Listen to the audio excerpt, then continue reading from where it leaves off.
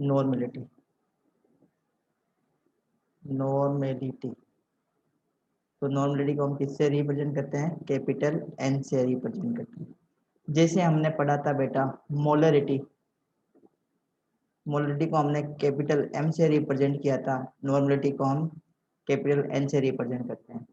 Molarity में हमने क्या देखा था? Number of moles, number of moles of solute present in 1 liter of solution.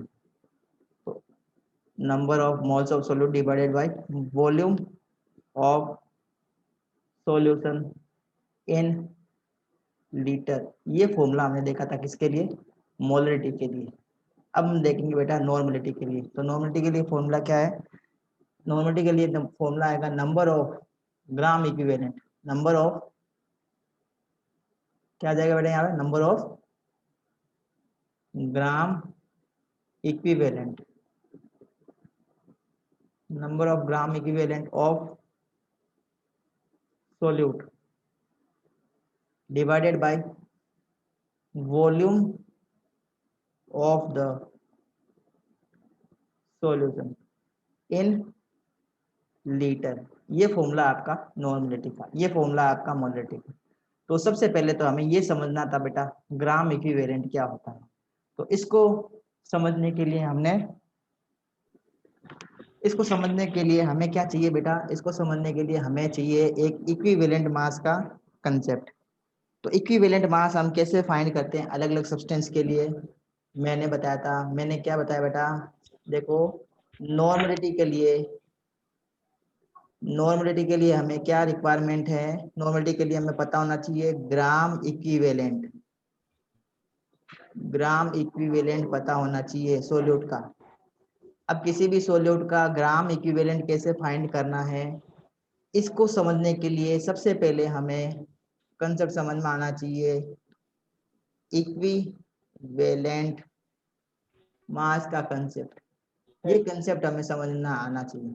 तो इक्विवेलेंट मास क्या होता है, इसको कल हमने समझाया था बेटा। जैसे हम एसिड का निकालते हैं तो उसका अलग टाइप से होगा, बेस का अलग टाइप से निकालते हैं, किसी एलिमेंट का निकालना हो तो कैसे निकालते हैं, किसी ऑक्सीडाइजिंग एजेंट का और रिड्यूसिंग एजेंट का अगर हमें निकालना है तो कैसे निकालते हैं, किसी आयन का, अगर हमें आयन में क्या हो सकते हैं, केटायन हो सकता है या फिर वो क्या हो सकता है, एनायन हो सकता है। केटायन और एनायन का अगर हमें इक्विवेलेंट मास फाइंड करना है तो कैसे करते हैं? तो सबसे पहले हम देख लेते हैं बेटा, कल हमने देखा था इक्विवेलेंट मास अगर हमें एसिड का फाइंड करना है, एसिड कोई दे रखा है और उसका हमें क्या चाहिए बेटा?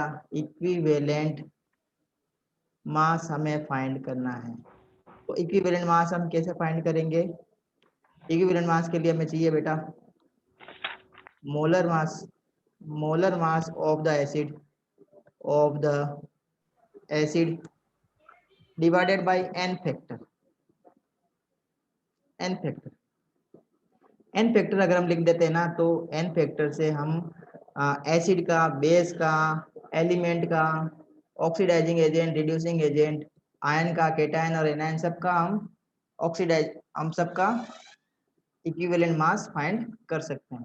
ठीक है ना, एक साथ में हम फाइंड कर सकते हैं इससे एन फैक्टर से। तो एन फैक्टर हमें पता होना चाहिए। एन फैक्टर हम कैसे निकालते हैं बेटा? सबसे पहले आपको ये समझना है एन फैक्टर क्या होता है। तो देखो एसिड के लिए, एसिड के लिए एन फैक्टर हम कैसे फाइंड करेंगे? N factor of the acid, n factor हम एसिड के लिए फाइंड करेंगे किसी भी पर्टिकुलर एसिड ने कितने H प्लस आयन डोनेट किए हैं, कितने H प्लस आयन डोनेट किए हैं, उसको हम क्या बोलेंगे उस एसिड का? N factor. जैसे एग्जांपल लेते हैं बेटा HCl का, HCl क्या करेगा? सिर्फ एक H प्लस आयन डोनेट करता है तो इसका एन फैक्टर क्या है? 1 है। इसी टाइप से अगर हम सल्फ्यूरिक एसिड का देखते हैं, सल्फ्यूरिक एसिड H2SO4, तो इसका एन फैक्टर क्या आ जाएगा? 2 आएगा। मतलब ये सल्फ्यूरिक एसिड कितने H प्लस आयन डोनेट करता है? 2। या हम इसको इस टाइप से भी लिख सकते हैं, एसिड के लिए अगर हमें इक्विवेलेंट मास फाइंड करना है, equivalent mass of the acid, जैसे ये मैंने लिखा find equivalent mass of, equivalent mass of sulphuric acid. Sulphuric acid का आपको इक्विवेलेंट मास फाइंड करना है। सल्फ्यूरिक एसिड का फॉर्मूला पता है आप सभी बच्चों को, H2SO4। जब इसको डिसोसिएट करते हैं पानी में तो ये 2 प्लस S आयन का देता है और SO4 2-, ठीक है। मतलब जो ये एसिड है ना सल्फ्यूरिक एसिड, ये 2 H+ आयन देता है। तो एसिड के लिए क्या होती है बेटा, एसिड के लिए होती है बेसिसिटी। एसिड के लिए हमें क्या फाइंड करनी होती है बेटा, बेसिसिटी। और बेसिसिटी एक्चुअल में क्या होती है, कोई भी पर्टिकुलर एसिड जब उसको पानी में डिसोल्व करते हैं तो कितने H+ आयन देता है, उसी को हम क्या कहते हैं, उस एसिड की बेसिसिटी।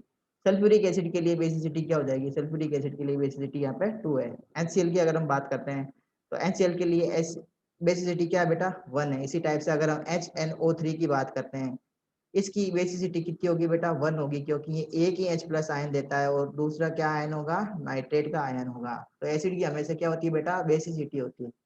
इसी टाइप से अगर हम एसिटिक एसिड लेते हैं, ये वीक एसिड है और इसको हम पानी में डिसोसिएट करते हैं तो H+ ion and acetate ion में डिसोसिएट होता है, ये एसीटेट आयन है। अब इसकी H+ आयन कितने, एसिटिक एसिड ने H+ आयन कितना दिया है, सिर्फ एक ही दिया है।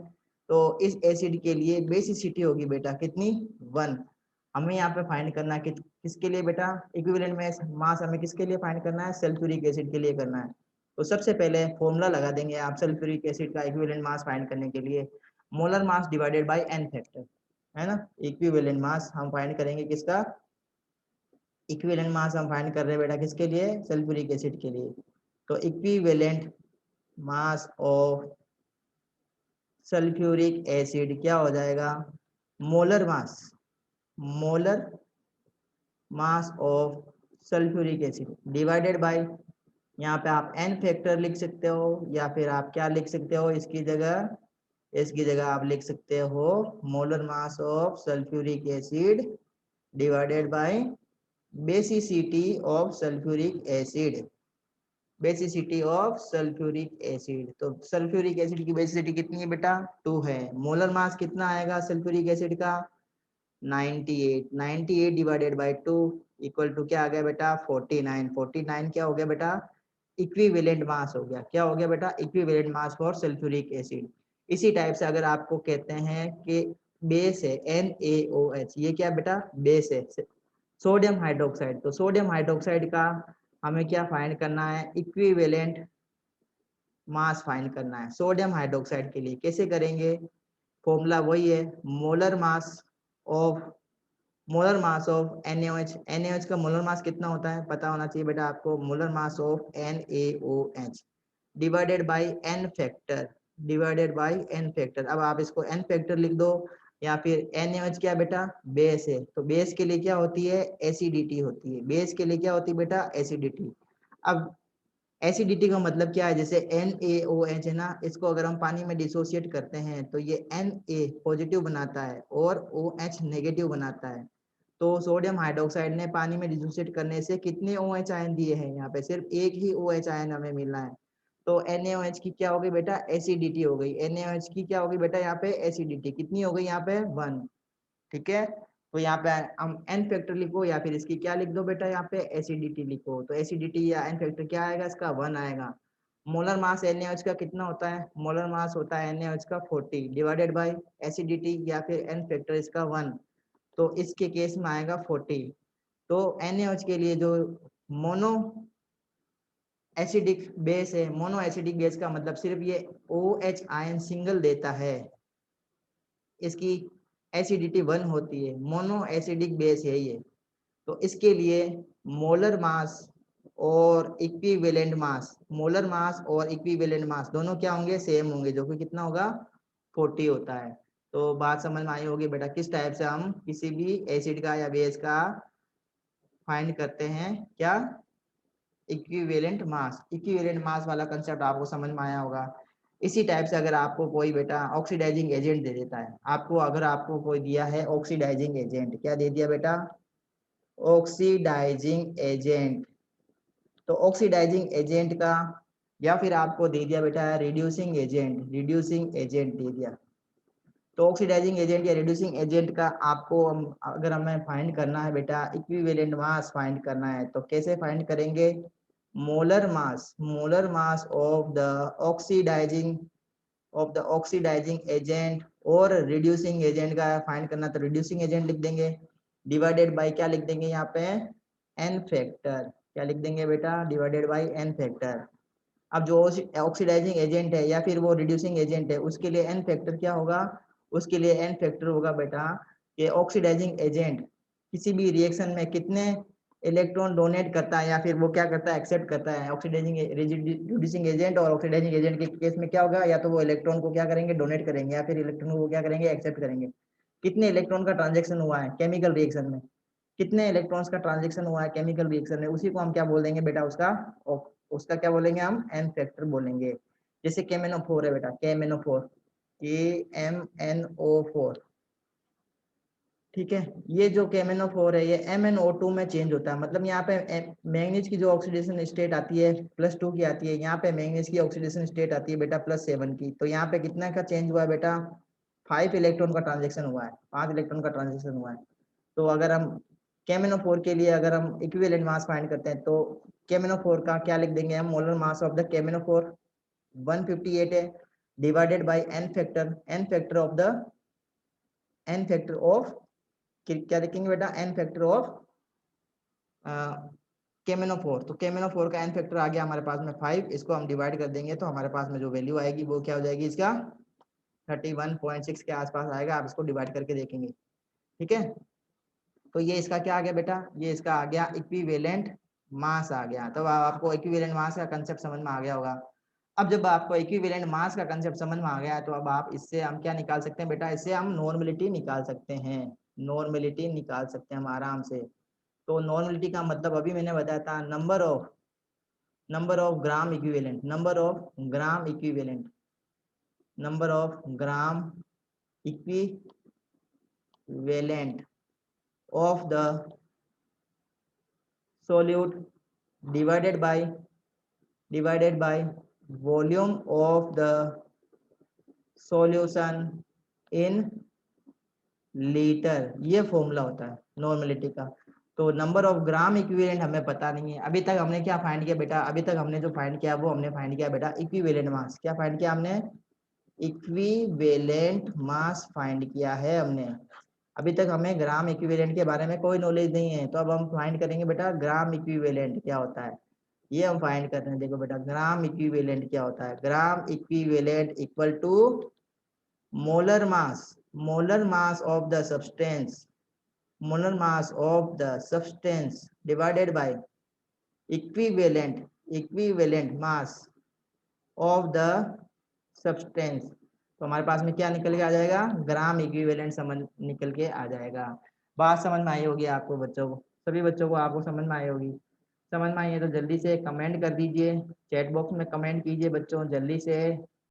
क्या चेंज है देखो, मोलरिटी में हम लिखेंगे number of moles of solute divided by mass of the solvent. इस बात पे आपको स्ट्रेस देना है, सोलवेंट का मास चाहिए हमें, किसमें चाहिए, ग्रामों में, ग्रामों में क्वांटिटी होनी चाहिए। जबकि मोलरिटी की डेफिनेशन क्या है, number of moles of solute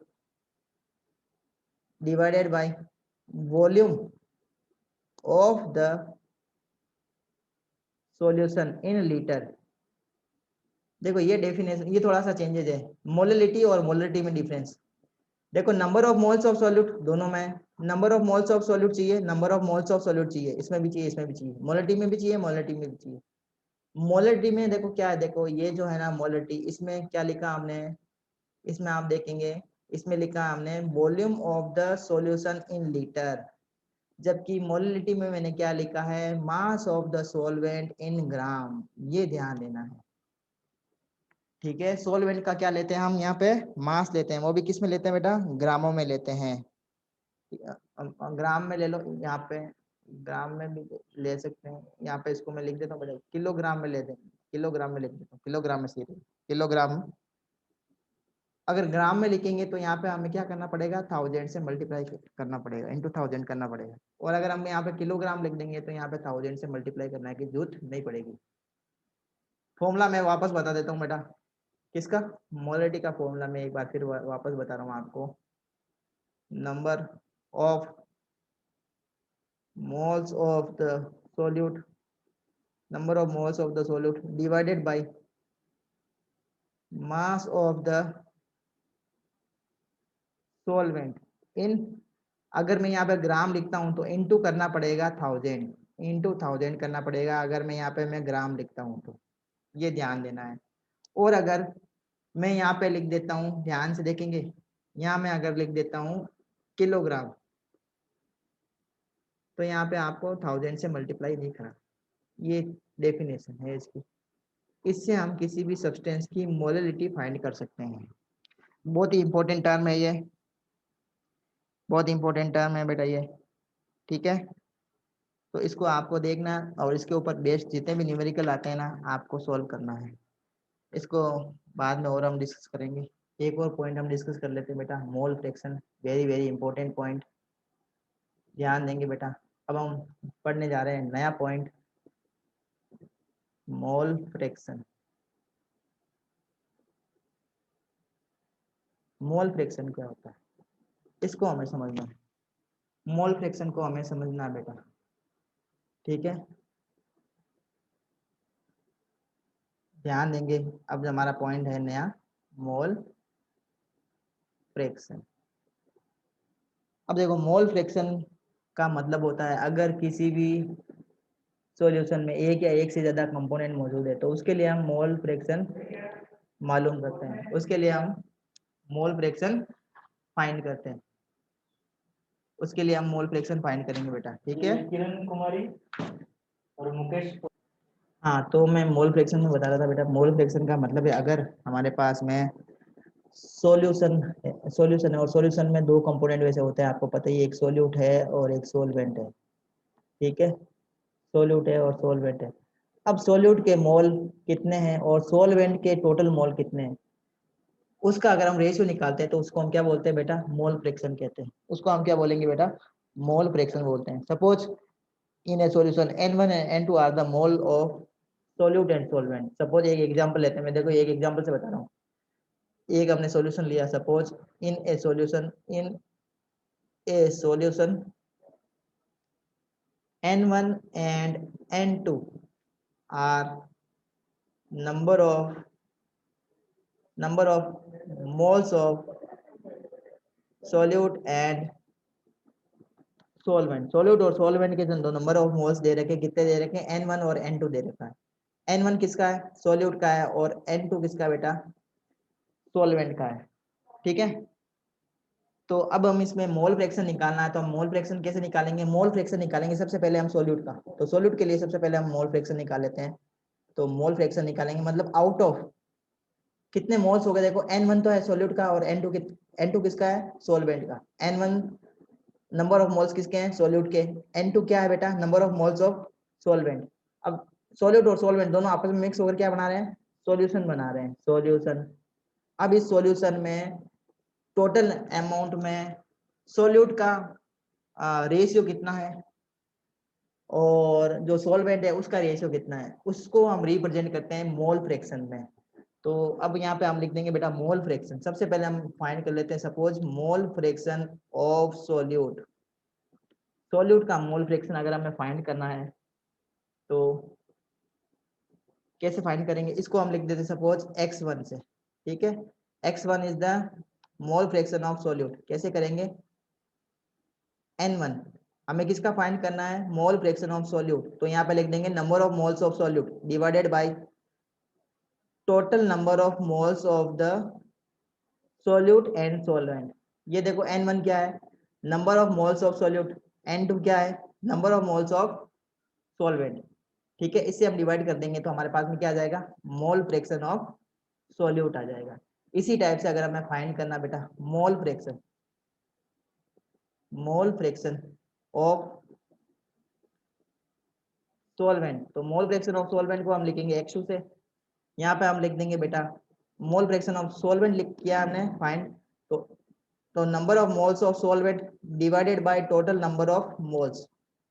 तो N2 यहाँ पे क्या है बेटा, number of moles of solvent divided by N1 और N2 क्या है, number of moles of solute and solvent.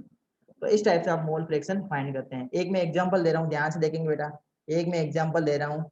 In A alcoholic solution, in A alcoholic solution 2 moles of 2 moles of ethanol 2 moles of ethanol are present in या 2 moles of ethanol are present in, या फिर हम इसको कह देते हैं 2 moles of ethanol are mixed in 8 moles of water. देखो 2 मोल हमने लिया एथेनॉल का, और 2 मोल एथेनॉल को हमने किस में ऐड कर दिया बेटा, किस में मिक्स कर दिया, 8 मोल ऑफ वाटर में मिक्स कर दिया। Find the mole fraction, find the mole fraction of ethanol and water in the alcoholic solution. देखो एल्कोहल को जब हम पानी में मिक्स करेंगे, एल्कोहल प्लस वाटर, तो क्या बनेगा हमारे पास में, एल्कोहलिक सॉल्यूशन बन जाएगा, एल्कोहलिक सॉल्यूशन बनेगा।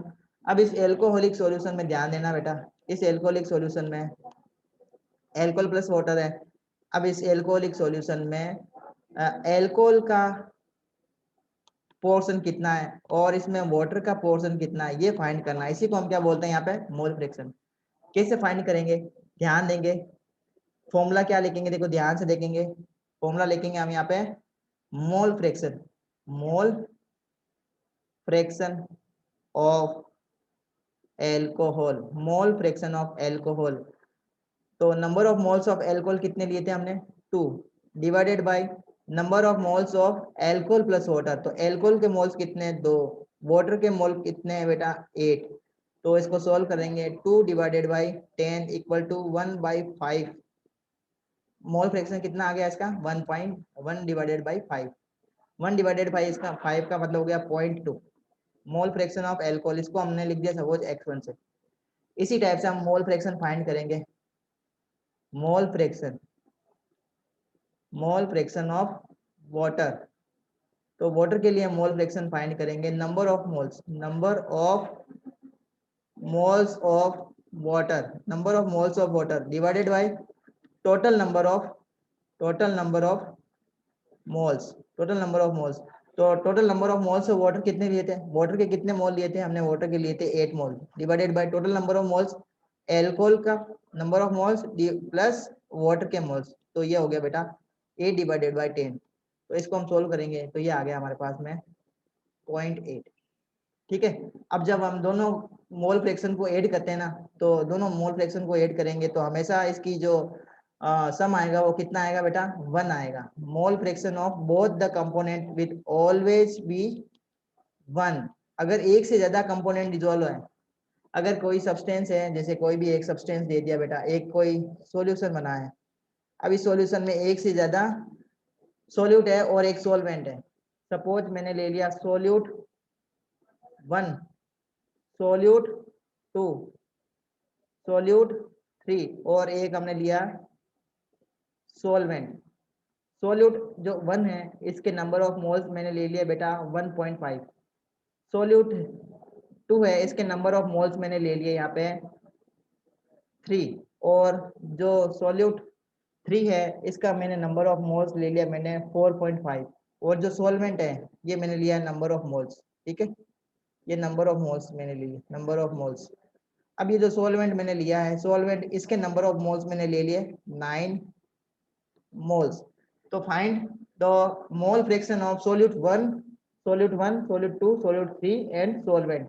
सोल्यूट 1, 2, 3 और सोलवेंट के मोल फ्रैक्शन हमें फाइंड करने हैं। तो कैसे करेंगे बेटा, सबसे पहले लिख देंगे, सबसे पहले हम लिखेंगे मोल फ्रैक्शन ऑफ, सबसे पहले हम लिखेंगे यहाँ पे मोल फ्रैक्शन ऑफ सोल्यूट 1। इसको हम ले लेते हैं x1 डिवाइड इक्वल टू क्या हो जाएगा, number of moles of solute 1 divided by total number of moles, total number of moles. तो जो x1 है इसके नंबर ऑफ मोल्स कितने लिए थे हमने 1.5 divided by total number of moles कितने 1.5 प्लस 3.0 प्लस 4.5 प्लस 9। इसको ऐड करो, इसको ऐड करेंगे तो ये कितने हो गए बेटा, ये दोनों हो गए 6, 6 प्लस 3 9, 9 प्लस 9 18। तो 1.5 डिवाइडेड बाई 18, ये पॉइंट यहाँ से हटा देंगे, नीचे आ गया 10। तो इसको हम सोल्व करेंगे, नंबर ऑफ मोल्स आ जाएंगे किसके, सोल्यूट 1 के। इसी टाइप से हम मोल फ्रैक्शन फाइंड करेंगे, इसी टाइप से हम मोल फ्रैक्शन फाइंड कर लेंगे, mole fraction for x2 solute 2, उसके लिए हम x2 करेंगे। तो X2 का नंबर ऑफ मोल्स कितने हैं 3 divided by total number of moles कितने 1.5 प्लस 3 प्लस 4.5 प्लस 9। तो ये हम कर देंगे बेटा 3 डिवाइडेड बाई 18, तो इसके नंबर ऑफ मोल्स आ जाएंगे 1 डिवाइडेड बाई 6। ठीक है, इसी टाइप से हम करेंगे बेटा mole fraction for solute x3 कैसे करेंगे 4.5 divided by 1.5 plus 3.0 plus 4.5 plus 9। तो ये हो गया बेटा 4.5 डिवाइडेड बाई 18। तो इसको सोल्व करेंगे नंबर ऑफ मोल्स या मोल फ्रैक्शन यहाँ पे लिख देंगे। इसी टाइप से हम लास्ट में फाइंड करेंगे mole fraction for solvent. Mole fraction for solvent कैसे करेंगे 9 divided by 1.5 plus 3 plus 4.5 plus 9। तो ये उसका हो गया बेटा 9/18 इक्वल टू हो गया 1.2 इक्वल टू 0.5 मोल।